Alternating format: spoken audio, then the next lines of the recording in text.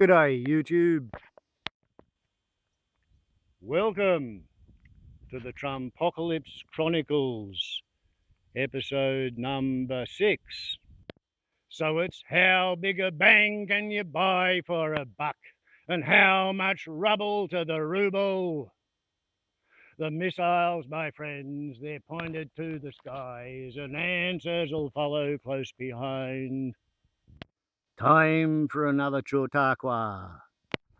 Let's hope I've got this thing framed properly. Last time I tried this trick, for some strange reason, the camera was kind of on that angle and I had to ditch the entire video. So we'll see how we go. Okay, and we're rolling. Camera wise, motorcycle wise, the kickstand still down and I'm sitting here on my bum. Right, kickstand up.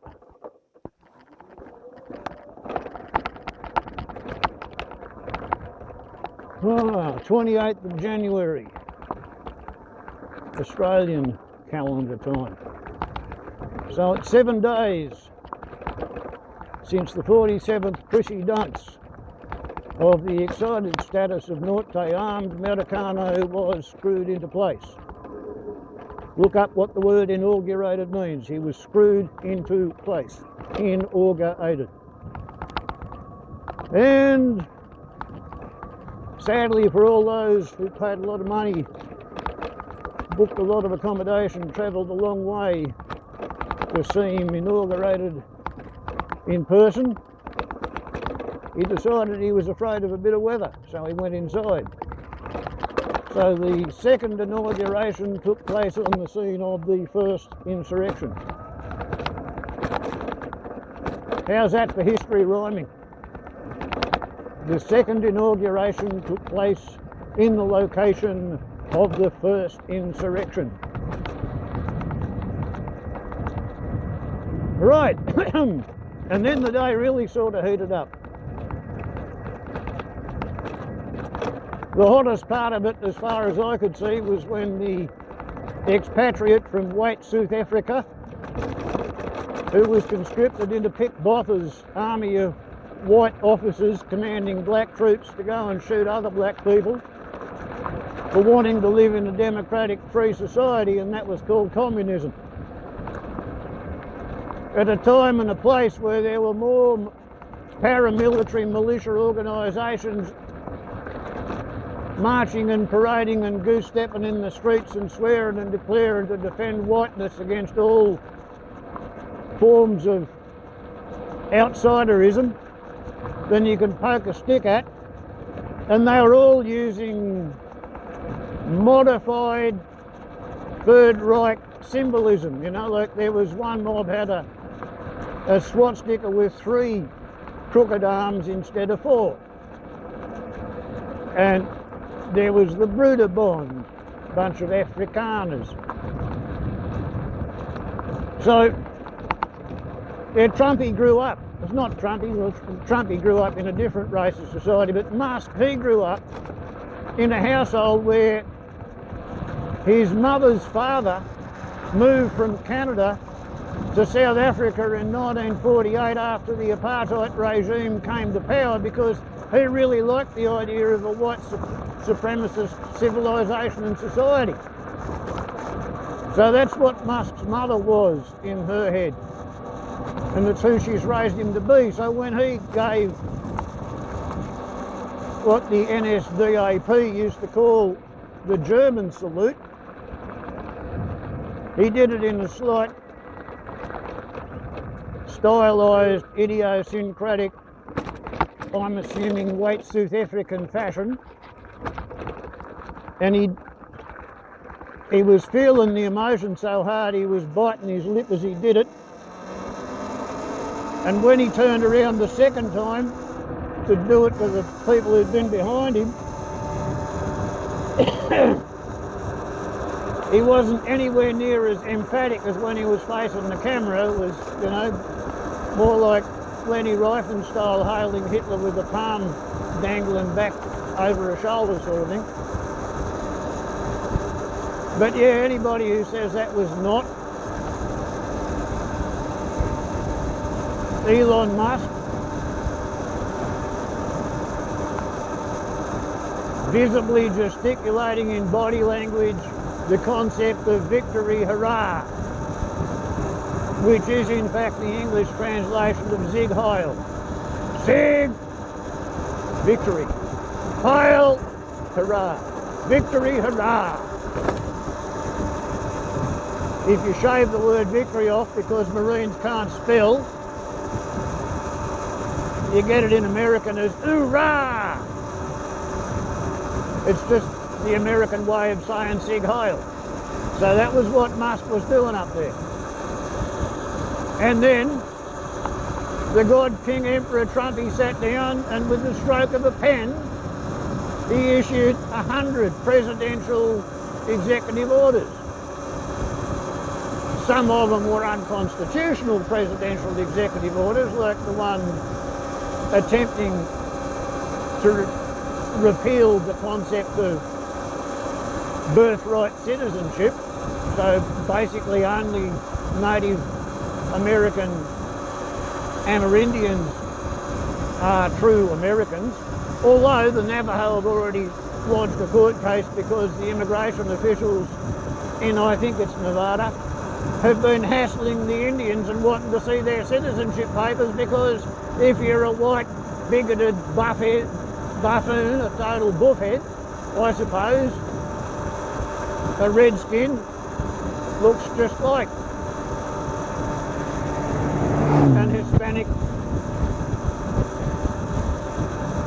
undocumented immigrant, because it's not possible to be an illegal human being even if you are from outside the borders. And as you can see, Australia's moving lightweight reconnaissance vehicles north, preparing to repel the invaders. Although I haven't heard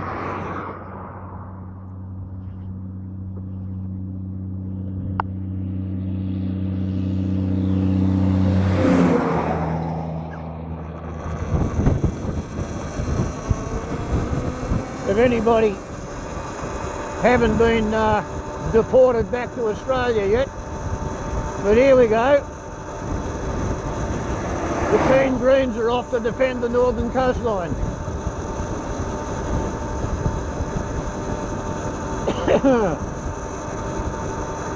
And in the words of Steve Bannon, the enemy is the media more than the Democratic Party, and the way that the mega strategists have proposed to deal with the enemy is to, quote, flood the zone with bullshit. So in amongst appointing just about everybody who was ever mentioned in Project 2025 to exactly the position that they were mentioned in respect of within that document,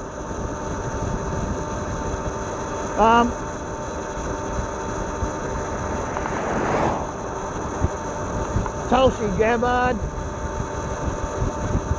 was confirmed. Pig Hog's Breath was confirmed. Kristi Noem was confirmed. So you've got a Russian agent in charge of national security. You've got the lady who shoots dogs if they behave like dogs in charge of Homeland Security.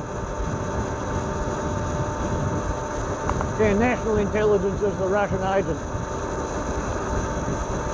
The adulterous, lying, fraudulent drunk is in charge of the military.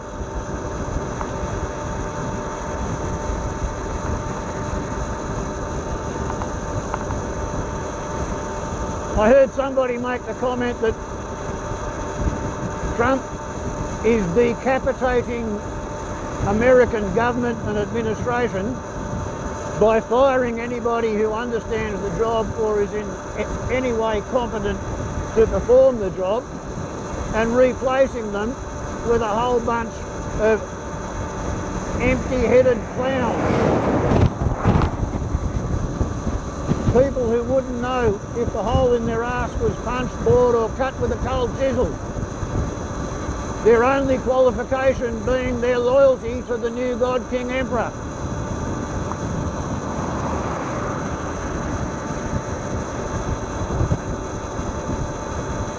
And yeah, that's about right. That is what in fact happened. And the visuals of the second inauguration on the location of the first insurrection, the visuals were just so absolutely mind-boggling.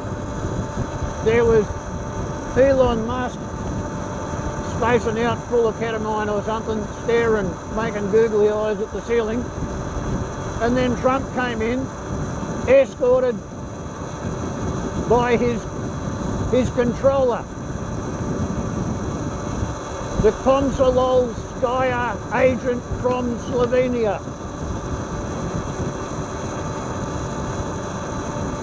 The woman who gave birth to his youngest son before she was a citizen. So Baron Trump, with the dead black bags under his eyes at age 18, looking like a 7-foot-tall zombie, he's nothing but a bloody anchor baby, that's what he is.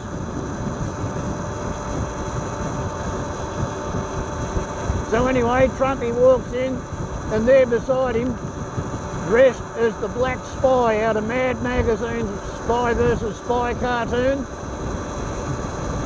there's Melania, wearing a Black Spy hat with such a stiff, strong brim that when Trumpy tried to give her a kiss, she wouldn't bloody let him in. Gotta have border control, see, Trumpy. Her hat brim is longer than he can pecker his bloody lips in.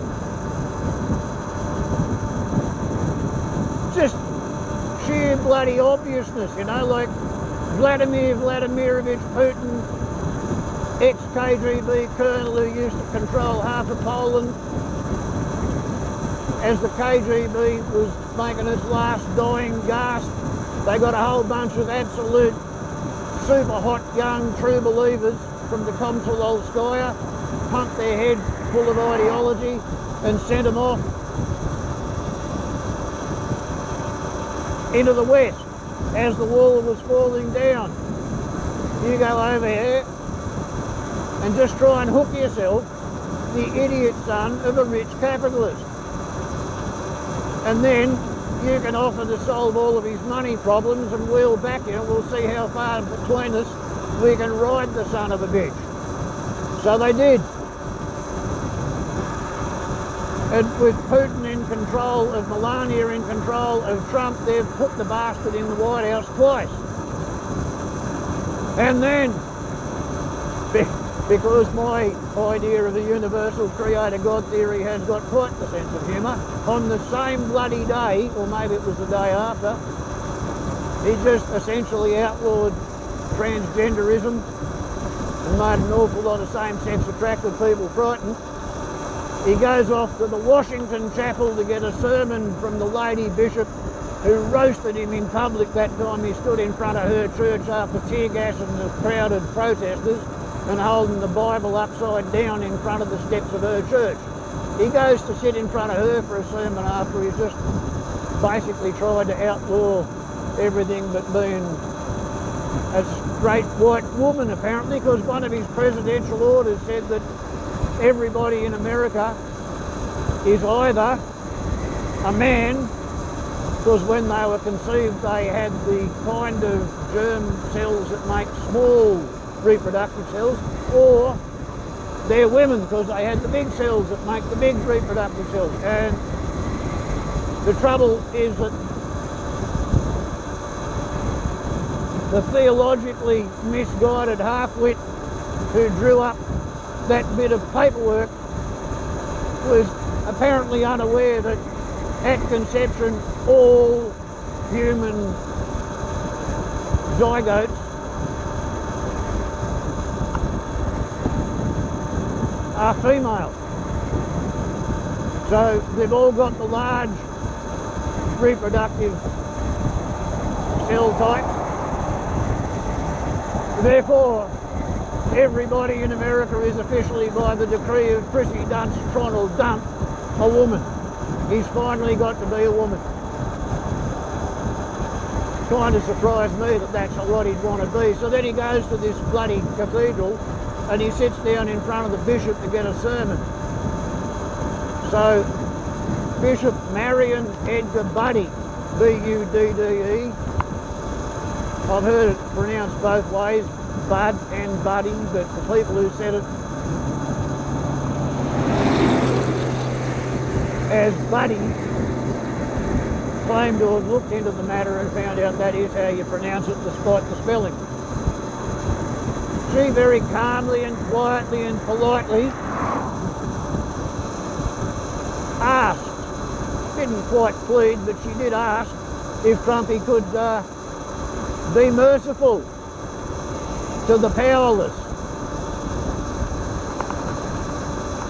And she particularly mentioned the undocumented immigrants who do all of the low-paid work in their society, like work on the farms and pick the food, do their cooking and cleaning,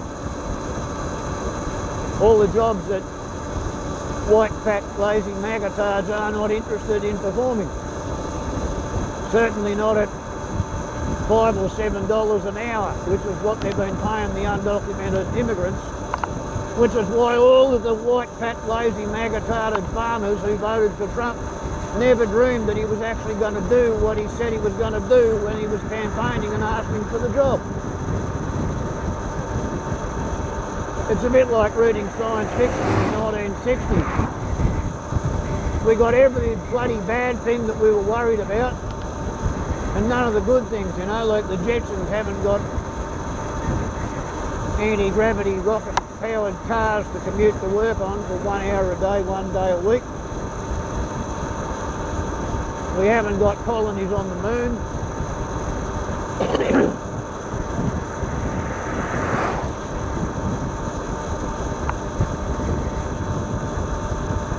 That fella's brake light's been on. I hope I'm not about to get followed up and interrogated.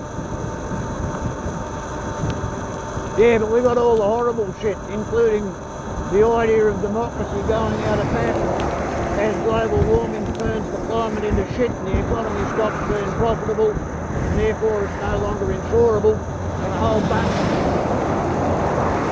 of people who've grown up being what they call comfortably well off and what for most of human history would be termed filthy bloody rich. They're all getting the shits because they can see that they've got no future at all and their kids have got less.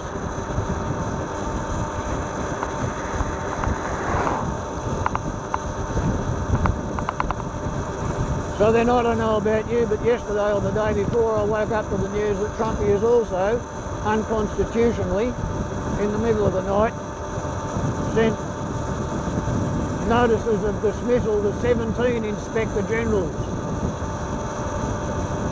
whose job was to look for government corruption and malfeasance and malpractice.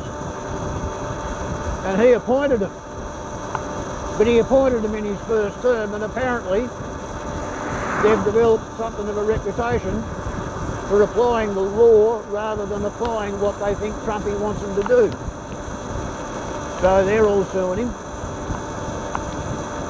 The people who are losing their birthright citizenship are suing him. And at the moment, we are rewarded by the spectacle of the quote, right-wing evangelical Christian Americans trying to claim that Bishop Marion Edgar Budde was out of line and talking left-wing liberal woke talking points when she was quoting Jesus Christ on the Sermon on the Mount. When she reminded Trump that the same creator God theory which Trump had invoked the very previous day, claiming when he was inaugurated that God had saved him to make America go away, which is what MAGA stands for, M-A-G-A, Make America Go Away. He claimed that that's what he was there for. Anointed and appointed by God. she reminded him that the universal creator God theory of all Abrahamic religions and all the other big religions on the planet commands that we are kind and gentle to strangers, you know, the Good Samaritan parable. A lot of people don't understand that at the time Samaritans were considered to be nasty, selfish scum, and here was this Samaritan being nice to somebody who'd been beaten up and robbed. That's why it was a notable story at the time. And Trumpy didn't like it. He squirmed and he scowled and he looked away, and so did J.D. Vance. And J.D. Vance, who used to be an atheist and then he turned Catholic when he married a Hindu, he turned around and his wife gave him the very stony eyeball.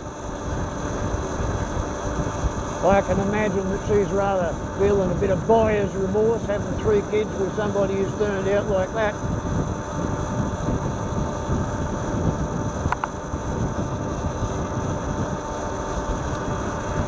Meanwhile, if you have a look in the comment threads, the people who are absolutely delighted with what Mariam Edgar Buddy said to Trumpy and his clique of fascists, the people who are coming out in strongest possible terms supporting everything that she said are the atheists and the agnostics. Hell of a lot of them are saying, oh gee, if I'd ever run into a preacher like this one, I maybe wouldn't have become an atheist. What a lot of people seem to forget is that Karl Marx reckoned that he was an atheist, but Jesus Christ was the first Marxist. You consider what Jesus said about sell everything you have, give the money to the poor, and, you know, trust in the Lord, have faith, the Lord will provide. It doesn't say much for the idea of all that's yours is mine and all that's mine's me fucking own because I've got a bigger, nastier death machine than you've got, which is apparently how Trumpy intends to conduct the busyness of the excited status of Norte Americano. Mexico turned his military airlift full of deported, undocumented immigrants. Mexico's turned his military aircraft back, but Mexico's got a military worth talking about.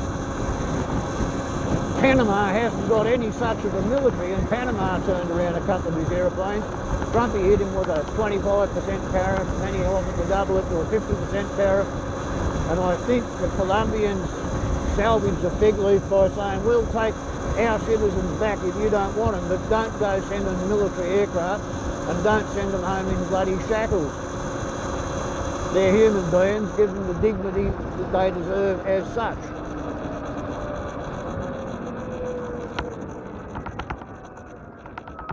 So Trumpy then pretended to have won.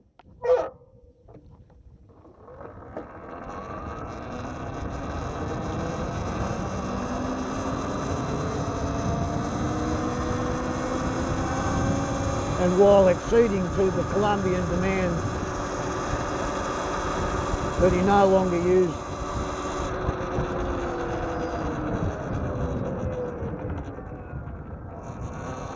C-17s, and instead he's got to use commercial airliners and be a bit nice about it. But yeah, he's deporting people right, left and centre. I think you may find that the reason he's pulled out of the World Health Organization and prohibited the Centre for Disease Control and the Department of Health and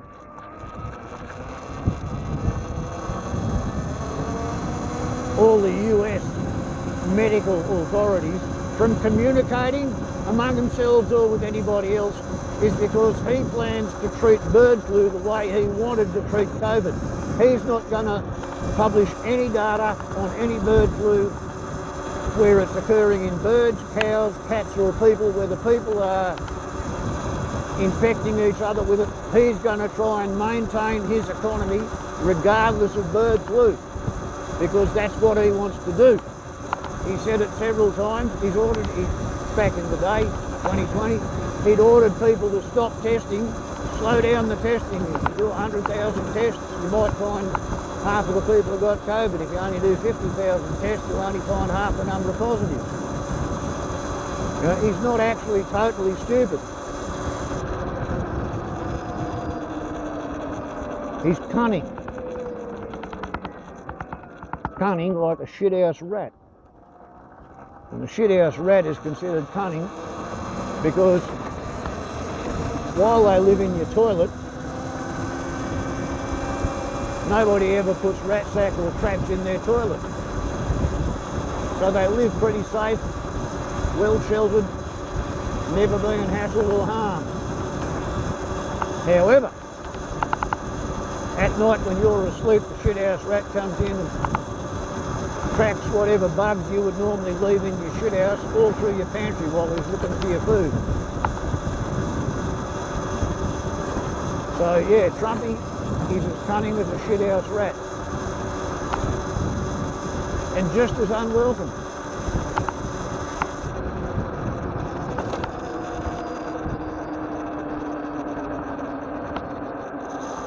Surveyors on the road.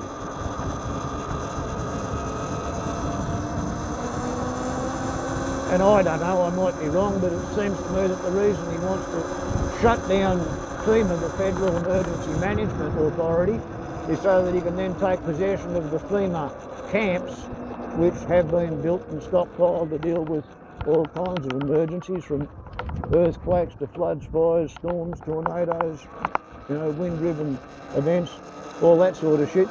And then he can use the FEMA camps to store his political prisoners in. I mean, yeah, he's let 15 or 1600 January 6 rioters out, but that's not going to do too much when you consider the millions of people he wants to lock up for being politically unreliable. I mean, basically the shitteth is hitteth the fanneth. Fucking big time.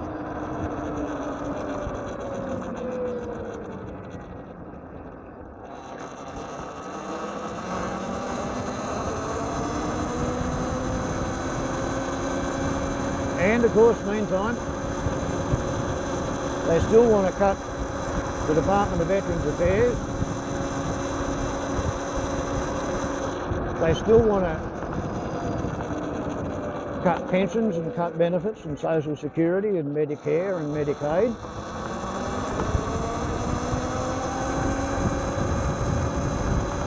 You know, I can remember when that old house there, the green roof, that was the only house in that one, on this whole street, and that used to be a working farm over there.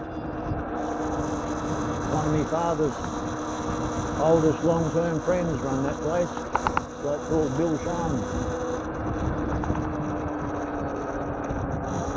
He died in 1982, that fellow. Or was it? I think it was. Oops, we're going this way.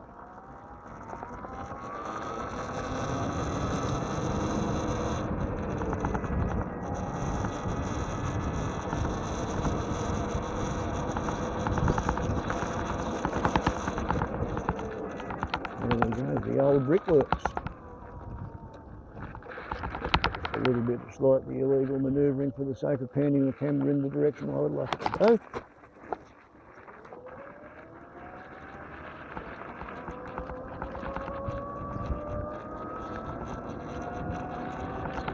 So yeah, FEMA camps become concentration camps for the politically unreliable and undesirable.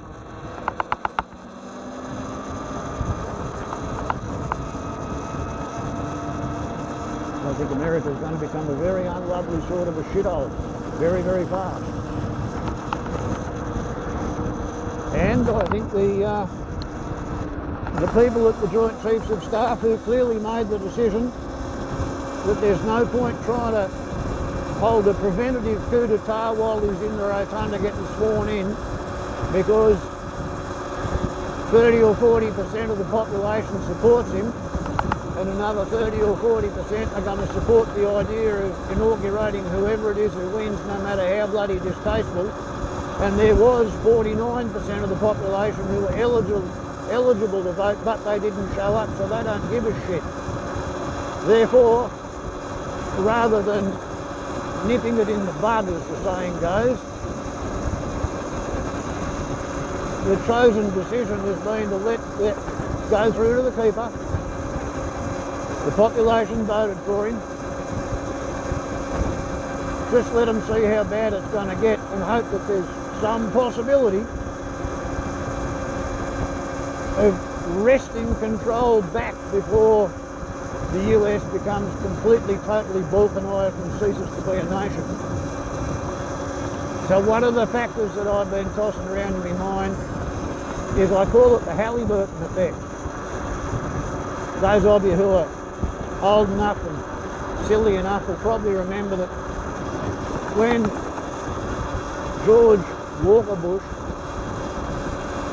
ignored his father's suggestions and went into Iraq and tried to stay there because the idea of having a forever war, so your military-industrial complex would have a constant, steady source of contracts for replenishment and renewal and replacement. That was very appealing at the time, and for that you needed to be occupying somewhere where there was lots of targets. As they said straight after 9/11, there's no bloody targets in Afghanistan. Why can't it be Iraq that we blame? You know, there's lots of targets in Iraq, but they went to Iraq. And when they got there, the very first thing they did under Walker Bush, not under Herbert Walker Bush, he went in, smashed and grabbed and then pissed off. But his son sent the forces in, and for a feat of smoke and mirrors conducted in the accountancy department, they wanted there to be a minimum number of American regular military booties on the ground, so to speak, so they used a hell of a lot of contractors. And one of the things they didn't want was competition from the Iraqi military forces, so they just disemployed everybody who'd been in the Iraqi military, all the professional officers, everybody who had any training, everybody who knew what they were doing, all the career non-commissioned officers, as well as the conscripts and the idiots who didn't know what to do with themselves, because, you know, it was an oil economy and they didn't produce anything much other than that. So that meant when they were in the army, they were at least answering to the command of the politicians. Yeah, they lost the war because, you know, a corrupt banana republic doesn't, even if it's got some oil, and a whole lot of really old clapped out Soviet weapons and the leftover American weapons from when they used to be considered an asset when America was arming Iraq in order to fight against Iran. They don't do so well fighting against America. So once they'd got over their disgruntlement from having lost the war that Saddam Hussein, the sad man who's insane, had got them into, all of those fellas basically decided they didn't like seeing their country being occupied by a bunch of dickheads, and therefore they organised themselves into a resistance force, or 300 thereof, all sort of local tight little cells, some communication up and down, but mostly not even much side to side, and they got really bloody good at it. And not only did they kick the Americans out of Iraq, they became ISIS and they lit up the whole fucking Middle East, you know, like, that's what you do, or it's what you achieve when you kick out everybody who's competent and throw them out of government and throw them out of the military. It means the rebels have got a really, really high-grade talent pool from which to recruit, whereas the people who are prepared to work for the Quisling administration, they're only a fucking fifth-rate, nepotistic, incompetent, unskilled, inexperienced, corrupt, selfish, bungling fucking half-wits who look at Trumpy and say, oh, what a good idea, I'm going to be like him. So there's a whole bunch of people prophesying that all of the actual smarties from the military are going to resign, take early retirement and get out. It's possible that gutting the military pension system will make it difficult for the ones who are in the military to get out. I think you'll find all of the ones with reserve commissions find their commissions being activated and they're going to be sent either to the border or to back up domestic police, which is against the Posse Comitatus Act, which they brought in after the Civil War, which makes it illegal for US regular military to be deployed on US soil against US citizens, except when the citizens are terrorists, and it was Clinton and Obama who changed that. If you really want to get a fucking drone strike, do something that lets them call you a terrorist. And that's pretty much everything, because, you know, like once upon a time, if you threw a bomb into a crowded picture theatre for political reasons, you were called an anarchist. Somebody who wanted an absence of archy, an absence of monarchy, an absence of democracy. Just anarchy. No order, no government. And then, in 1942, when a bloke called Arthur Harris was put in charge of Bomber Command in the Royal Air Force in England, he was made aware of the fact that they'd done a survey where they gave cameras to the best 10% of Bomber Command air crews, and they found that the best 10% were only getting 10% of bombs within 5 miles of the target, which was a bit upsetting for them. And they realised that they couldn't actually hit any closely defined pinpoint target, especially not at night time. Particularly not when you let the particular navigators and captains pick their own takeoff time and their own route to the target. And you wound up with individual bombers flying all over the place at night. When they got to the time where they calculated they should be over the target, whatever they could see underneath them, they bombed on deduced reckoning. DED dot reckoning, dead reckoning, deduced. It's not DEAD reckoning, it's deduced reckoning. So anyway, Arthur Harris decided what they were going to do was load up with 80% high explosives and 20% incendiaries, and they were going to go and bomb wooden cities, and they were going to all take off at one time, or at least take off at times that were calculated so they could assemble in one area and then fly in one stream, and in one particular part of Germany they could overwhelm the defences. Reindeer. And then they could bomb the living shit out of one place at a time, and because followed by a kangaroo and another deer and more deer. There you go, things you see on the outskirts of Glen Innes.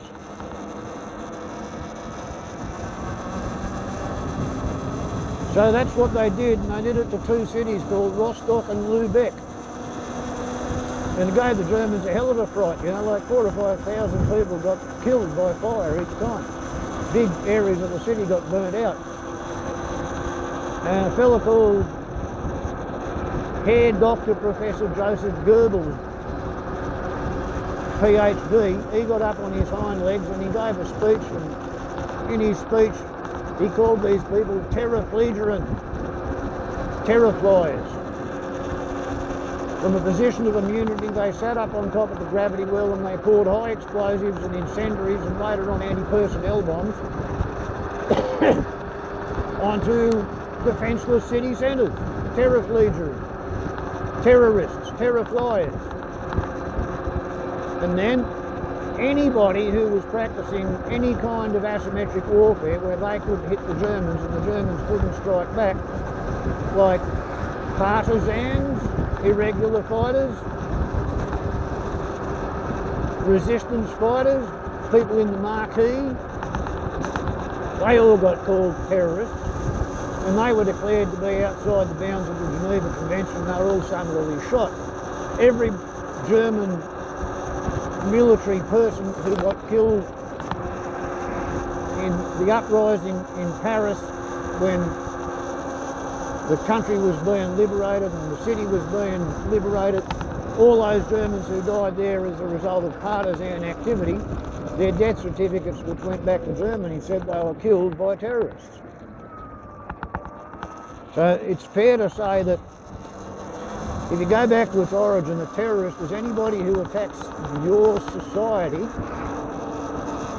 by any means against which you have no effective defence. I mean, if you can shoot down 5% of the bombers that are attacking your capital city, it still means that 95 of every 100 are going to go there and empty their bombs on something. And a hell of a lot of them, they're going to actually empty their bombs somewhere near enough to the target that it's going to do damage.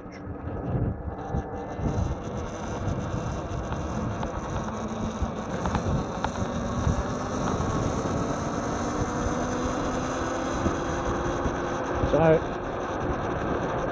interestingly enough, the very first people who were called terrorists after World War II were labelled as such by the British in the mandated British territory of Palestine in 1946, and it was Zionist terrorists. And two of the people they locked up in 1947 as Zionist terrorists was Ariel Sharon and Yitzhak Rabin, and both of them were wearing dresses and wigs and high heels, and the reason they got arrested was not because they were transgender individuals wearing drag. They got locked up because they were throwing hand grenades in Arab coffee shops and then using stolen British Army Sten guns to machine gun the surprise survivors. And both of those terrorists were let out of jail, and both of those terrorists became Israeli Prime Ministers. So, and after that, the British called the Mau Mau in Kenya terrorists, and the French called Ho Chi Minh in Indochina a bunch of terrorists.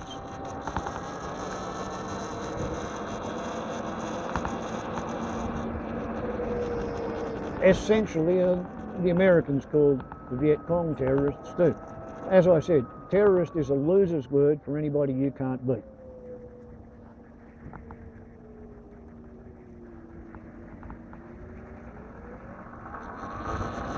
Blinker lights are a nice invention, eh? That fella's never heard of them. They don't exist on his vehicles. So there we go. That's where we are. 1 week into the Trumpocalypse. Oh yeah, parliamentarian in Denmark told Trumpy to fuck off in the Danish Parliament. The Canadians haven't quite put it in those terms, but the sentiment is there.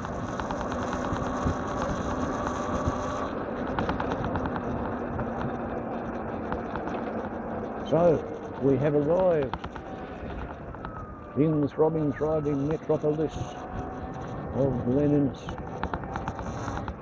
sometimes called Glamanus.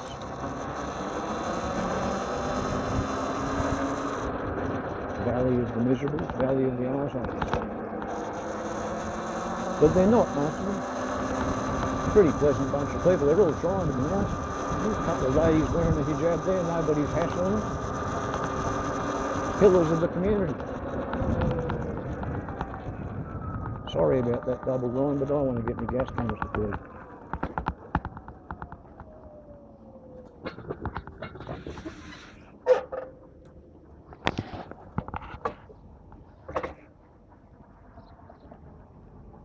"43 minutes, 38 kilometres average, 52 knots, 27 kilometres trip, 65% of the battery remaining." There we go. Warbles on a lot of YouTube.